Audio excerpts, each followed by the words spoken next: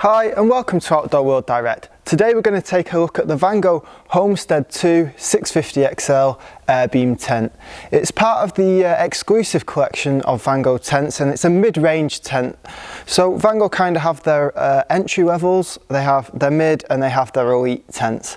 This really fits into that middle collection, so it's perfect for the kind of camper that has tried camping for the first time, maybe has bought an entry level tent the first time and wants to kind of upgrade and get a tent that's more durable, more reliable, and maybe a little bit larger and offers a lot more features than some of the entry level tents do. So firstly, if we take a look at the structure and the fabric of this tent, which are really two main things that you should always look at on a family tent. So if we take the structure first of all, we've combined it and made a hybrid tent here, and what we mean by that is we've used both aluminium poles and we've used air tubes. So we've got the Vango Airbeam system partnered with some alloy poles. There's 3 alloy poles. There's one to the front, there's one to the side here, which creates a side annex, and on the other side, which you can't just see just yet, there's a Rainsafe door, which provides like a waterproof entry onto the side door into the living space. And then we've got 4 air tubes making the main structure of the tent. So the beauty of using both aluminium and airbeam is, firstly, the airbeam is going to make it really quick and simple to pitch, and then you've just literally got to run and thread the last couple of poles in. So you're still going to get a really quick pitching time. But the other main thing is that it actually reduces the weight by using aluminium poles as opposed to a full air tube system.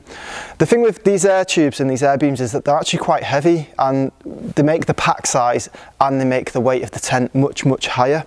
So to use the combination of the two, it allows us to achieve a respectable weight. So with this one, it's got a weight of 37.9 kilograms. The pack size is 73 centimeters by 48 centimeters by 49 centimeters. So that's, for an air tent, that's actually a really good pack size and weight. And it's going to go in most family car boots without too much of a struggle. Okay, so moving on. Some great features of this tent. First of all, because it's part of the Sentinel exclusive range, it's got the 150 denier polyester fabric. Now 150 denier, there's a few different thicknesses, but the entry level tents are typically 70 denier. So at 150 denier, you're going to get a much longer lifetime out of this product than you would on some of the entry level tents.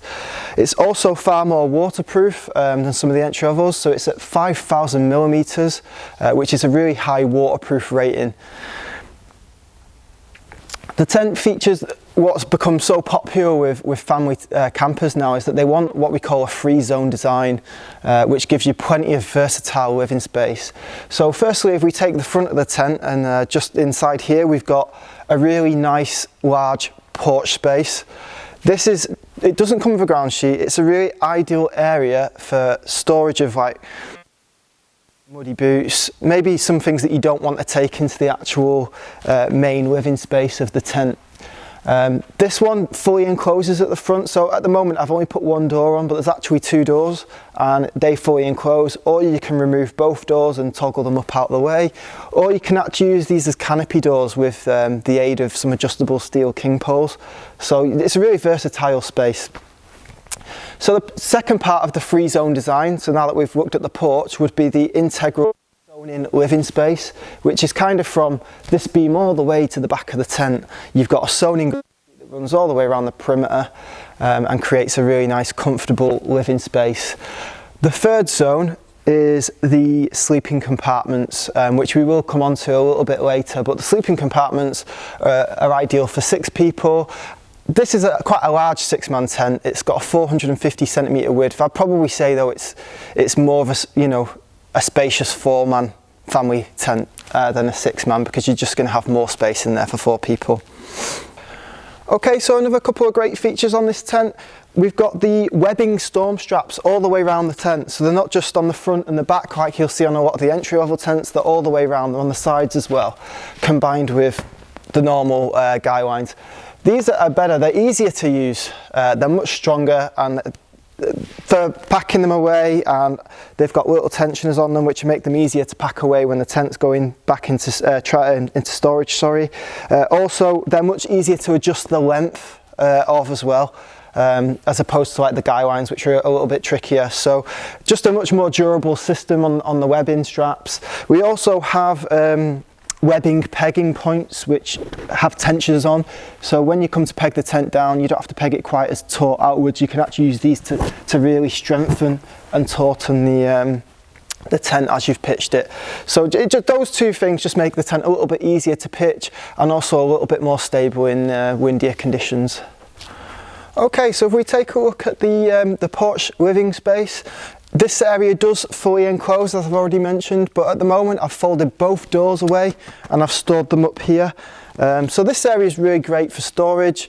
If you've got muddy boots, wet clothes, that kind of thing that you just want to dry off before, you know, taking them back into the living space, this is a great area to leave them.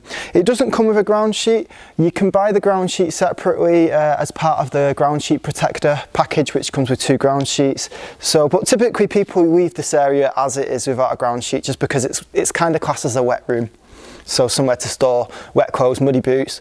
Also, you know, if the weather's quite bad, there's nothing to stop you opening these doors to get a massive airflow and cooking, you know, somewhere with a bit of shelter, as opposed to cooking inside the tent, which is always a big no-no. But if you're caught out in the weather and you need somewhere just to prepare a bit of food, this might be your place. It's also great just to throw a couple of chairs and relax if the weather's good. So these are really handy, these free zone tents for this storage area to the front. They've kind of become a necessity for family campers now. Okay, so if we take a look at the interior of the Homestead 650, the first thing, what you will realise with this, if you compare it with a lot of its competitors, it's actually a really wide tent. So this has a width of 450 centimetres. So a lot of your 6-man tents, they'll actually only be 380 centimetres wide. So if you do want more space, the Homestead is a better option than some of its competitors because it's got more width. Firstly, we've got mesh windows to the front. The purpose of these mesh windows is, with these sewn-in ground sheets, you will encounter condensation. There's no way around it. You're in a non-breathable polyester tent, so of an evening, as you're breathing in and out, condensation is going to collect in this tent, and it usually rises up the beams. Typically, we try and put as much mesh in these tents to negate that. So you've got mesh either side here, with toggled privacy curtains behind them, which I've left on that one for you to see. We've also got a mesh panel up overhead here. We've also got mesh ventilation points either side here as well, just to help reduce any condensation that you might feel inside the tent. So further to this, some really great features. You've got a cable entry point just up above the door. The purpose of this is that if you're hanging lighting like we are, some people want to light the porch as well, and a lot of tents don't have a cable entry point to the porch area, so we've added one in there. We've also got a cable entry point down to the bottom left side of the tent there, so if you've got a mobile mains kit and you want to hook up your electric, you can. We've got a window either side of myself here. These have actually got zipped privacy curtains, so you can zip them up and as far or as low as you want them. So they're great of an evening just to create more privacy. To this side here, we also have a large annex area, which is really handy as either a toilet area if you don't want to have to run to the toilets in the middle of the night, or you can use this as storage. Some people put like wardrobes in here and camping wardrobes and just, you know, use them as a storage area. So it's been a really popular feature to have these little annexes on the side of the tents now, and this one's no different. The tent's got a fully sewn-in ground sheet all the way around the perimeter, which goes underneath the bedrooms as well. The purpose of this is just to reduce the effects of bugs and the weather, the elements get into you. All the doors in this, it's worth noting, are kind of like D doors, so you have to step over and in and out of them. So if you've got prams and wheelchairs, that is just something to be wary of. But the beauty of having D doors is that they're a true sewn-in ground sheet. A lot of the tents that don't have a sewn-in D door, they have like a drop down ground sheet, so the bugs still can get in. So that's a great feature to have the D doors, because it does help keep the bugs out. Okay, so to my left side we also have a mesh ventilation door. So that also has a fly sheet door, so if the weather's bad you keep the fly sheet on, but during the day if you want to ventilate the tent without the bugs getting in, you can turn that into a mesh door there and create, you know, some great breathability and airflow into the tent. We also have the very popular tension band system, which is pretty much on every Vango tent or awning nowadays. You only need to use these in windy conditions, but you can tension them from the middle point here to create a triangular structure. That then corresponds to where your guy lines are on the other side, and it creates a nice triangular structure in bad weather. So they're quite handy to use. You should never over tension them. There is a little sign on them that does say don't over tension them, because you can pull the pegs out the other side. We also have the Vango Skytrack 2. Skytrack is like a little white pelmet, and it runs along the roof panels of the beams. It's really handy for hanging lighting. We've used one over here just to hang the light from the back. It really helps keep the lighting, the cables really neat and tidy. We've also put a carpet in this one, which is an optional extra, but the purpose of the carpet is just to make it a little bit warmer in here of an evening, because it allows you to take your shoes off and not feel the cold ground underneath. Finally, if we just take a look at the Midnight Inner tent. The Midnight Inner tents are a new concept from Vango. They've used much darker material with the purpose of eliminating early morning light.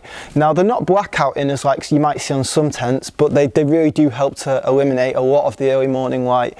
The only kind of places you're going to get a little bit of light coming in is you've got some mesh panels up at the top and the side, but you need them to help ventilate and make this area more breathable. So the Midnight Inners, they're really handy if you've got young children and you kind of want to get them to sleep a bit earlier, or if you want them to sleep for longer in the morning. As I say, they do reduce a lot of light. The other thing that we've made different with this tent, originally on the original homestead it used to be 2 inner tents, which gave you less versatility. This is now one big large inner tent, so you can remove the optional dividers, because it has 2 dividers which are clipped in. So you can remove the clip-in dividers and have one big space, or you can have a 4 and a 2, or you can have 3 sets of 2. So it just depends on how you want to go about that. It is a 210 centimetre depth, so you will just squeeze a camp bed in here if you so wish. But if you want in a camp bed, I'd probably leave this inner divider here out and turn this camp bed sideways like that, just to give you a bit more space. And that about concludes the interior of the tent. So to quickly summarise the Vango Homestead 650 tent, it's perfect for those that are looking for a spring to summertime tent. It's stronger than your entry-level products because it's got your 150 denier, it's got your higher hydrostatic head of 5,000 millimeters. It's got a nice hybrid design, so we're using both alloy poles and we're using air tubes to make the tent easier to pitch and easier to set down, whilst also keeping the weight down a little bit. It's got plenty of mesh ventilation throughout the tent. We've got darkened inners. It's perfect for a family of 4 wanting plenty of space, this tent. That's really what it's designed for, though you can sleep up to 6 people in here. Finally, I just want to take you through some of the optional extras, because we always get asked what extras are available for each tent, so I'll just quickly summarise them. The first one is the ground sheet.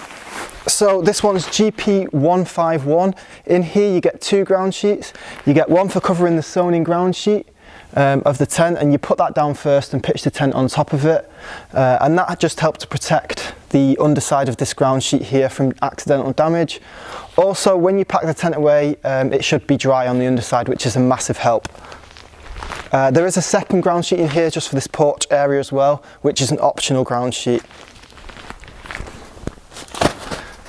Secondly, we have the carpet. This one is a CP009, so you've seen the carpet throughout the video.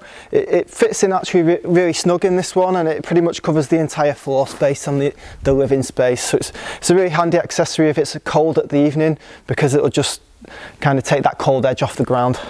We're also making a side canopy for this tent for 2022, so that will fit on just on my right hand side of the tent, and it'll go over the side door here, and that'll create another auxiliary living space to the side of the tent. We also do a skyliner which you can hang in the roof panels just to negate the effects of condensation. So that's it, there you have it, that's the Homestead 650. Thanks for watching. Any questions, please just ask in the comments box below.